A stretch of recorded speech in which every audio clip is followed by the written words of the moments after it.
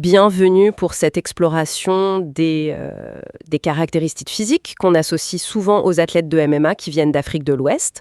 On va regarder un peu les forces, mais aussi des faiblesses potentielles en se basant sur une analyse vidéo qui traite du sujet. Oui, tout à fait. Et c'est crucial de démarrer avec une petite mise en garde, je pense. Ah oui. On va parler de tendance, des choses observées sur de grands groupes. Ce n'est pas du tout une science exacte pour chaque personne prise individuellement. D'accord. C'est vraiment basé sur les sources qu'on a, et le but, c'est pas du tout de dire qu'un tel est supérieur ou quoi que ce soit. L'entraînement, la tête, la stratégie, ça reste le plus important, toujours. C'est noté. Et donc, l'analyse se penche surtout sur les populations d'Afrique de l'Ouest. On les voit pas mal dans le MMA, souvent via la diaspora, notamment afro-américaine, issue de l'histoire, quoi. Exactement. Alors que, pour contraster vite fait, on dit souvent que les Africains de l'Est sont plus ectomorphes, plus taillés pour l'endurance, la course. Là, on serait plus sur du mésomorphe à l'Ouest. D'accord. Alors, justement, ce mésomorphisme, ça veut dire quoi concrètement pour un combattant de MMA? C'est quoi l'impact?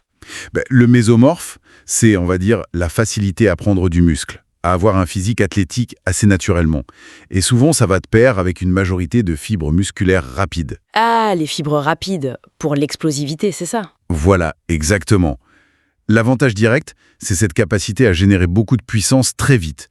Pour un coup, un takedown fulgurant. Une grosse patate, quoi. C'est un peu l'idée, oui.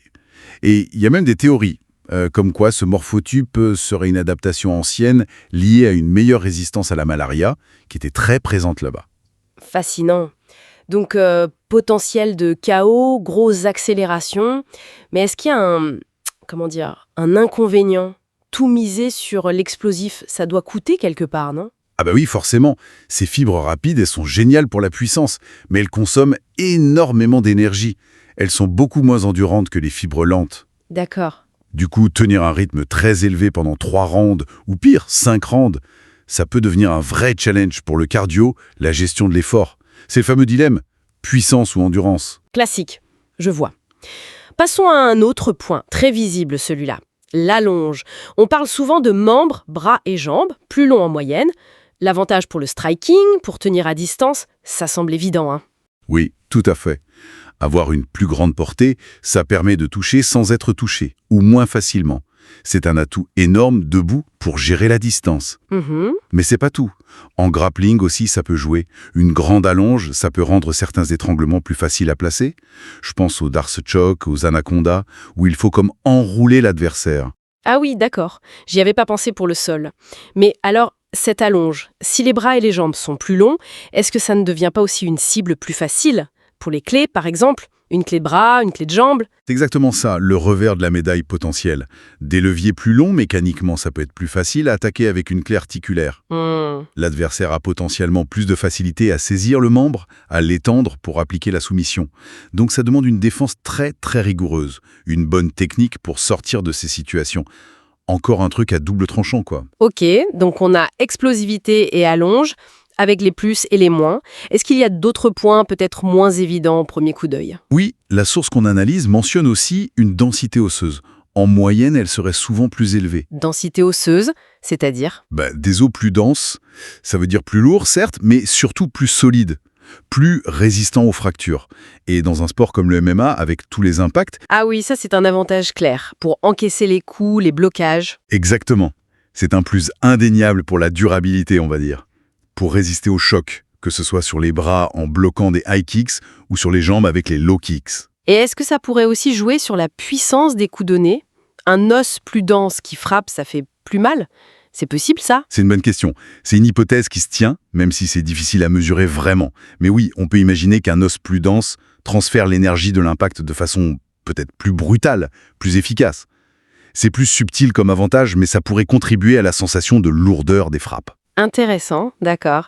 Et il y avait aussi des points sur des aspects plus génétiques ou hormonaux, testostérone, myostatine. La source en parlait un peu? Oui, effectivement. Alors pour la testostérone, l'analyse suggère que les niveaux moyens pourraient être un peu plus élevés, mais surtout, et c'est peut-être plus important, une plus grande sensibilité des récepteurs androgènes. Ce qui veut dire? En gros, que la testostérone présente dans le corps aurait un effet plus marqué, plus amplifié. Et ça, pour la performance sportive, la force, la récupération, c'est évidemment bénéfique. D'accord. Et la myostatine, c'est cette protéine qui limite la croissance musculaire, c'est ça? Exactement. Elle agit comme un frein. L'analyse évoque la possibilité d'une déficience relative en myostatine chez certaines populations. L'avantage apparent, c'est un gain de muscle plus rapide, un physique qui devient musclé plus vite. Ah, donc un avantage, non? Oui et non. L'avantage esthétique, ou de prise de masse rapide, oui. Mais la source soulève un point intéressant. Est-ce que ce muscle, gagné si vite, grâce à moins de freins, est intrinsèquement aussi fort à volume égal qu'un muscle développé plus classiquement? Ah, donc on pourrait avoir l'air très musclé, mais pas forcément avoir la force brute correspondante. C'est une possibilité, oui. La force pure pourrait être différente de ce que la masse laisserait penser. Ça nuance un peu l'avantage, qui serait peut-être plus sur l'explosivité liée aux fibres rapides que sur la force statique maximale. Je vois. Il y avait aussi une histoire de torse plus petit, de hanches plus fines. Ça a un impact en MMA? Oui, c'est mentionné comme une conséquence possible d'une plus grande allonge à poids égal. Pour la natation, c'est moins bien pour flotter. Mais en MMA, Oui. on peut spéculer. Un torse plus court, des hanches plus fines, ça pourrait peut-être légèrement élever le centre de gravité, ou offrir une base moins large. Ce qui serait un désavantage en lutte pour la stabilité. Potentiellement, oui.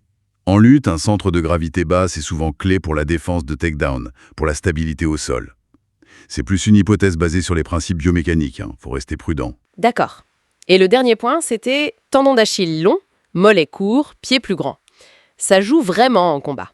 Alors, le combo tendon d'Achille long, mollet court, c'est excellent pour tout ce qui est détente, explosivité verticale, saut, sprint. Pense aux basketteurs. Ok. En MMA, l'impact est moins direct, sauf pour des trucs très spécifiques comme un coup de pied sauté par exemple. Mais bon, c'est rare et ça coûte cher en énergie, ce qui nous ramène au problème de l'endurance. Et les pieds plus grands? Là, l'inconvénient potentiel, c'est que ça offre une plus grande surface de prise pour l'adversaire qui chercherait une clé de cheville ou une clé de talon. Encore une petite vulnérabilité potentielle. D'accord, donc si on essaye de faire une petite synthèse, on voit des tendances chez certains athlètes d'Afrique de l'Ouest. Grosse explosivité, bonne allonge, une certaine solidité osseuse, une bonne réponse hormonale. C'est ça. Des atouts clairs pour le striking notamment, et la capacité à finir un combat rapidement. Mais les contreparties existent. Le défi de l'endurance sur la durée, les membres plus longs qui sont des cibles pour les soumissions, et peut-être des questions sur la stabilité en lutte ou la force pure relative à la masse musculaire. Voilà, c'est un bon résumé des forces et faiblesses potentielles évoquées dans l'analyse. Et j'insiste une dernière fois, vraiment, ce sont des généralités, des moyennes. Oui, bien sûr. Chaque combattant est un individu. La stratégie, le mental, l'entraînement spécifique qu'il reçoit pour justement maximiser ses points forts et gommer ses points faibles, c'est ça qui fait la différence au final. Ces tendances, ce sont juste des pistes de compréhension, si tu veux. Tout à fait. Et ça nous amène peut-être à une question pour finir. En ayant ces prédispositions potentielles en tête, comment est-ce qu'on pourrait imaginer affiner les stratégies d'entraînement pour vraiment capitaliser sur l'explosivité, l'allonge, tout en blindant la défense contre les soumissions ou en construisant une endurance spécifique au combat? Excellente question. Ça ouvre des perspectives sur la personnalisation de l'entraînement. Comment adapter la préparation pour tirer le meilleur de ses potentiels avantages tout en compensant activement les inconvénients théoriques? C'est là que le coaching intelligent et individualisé prend tout son sens.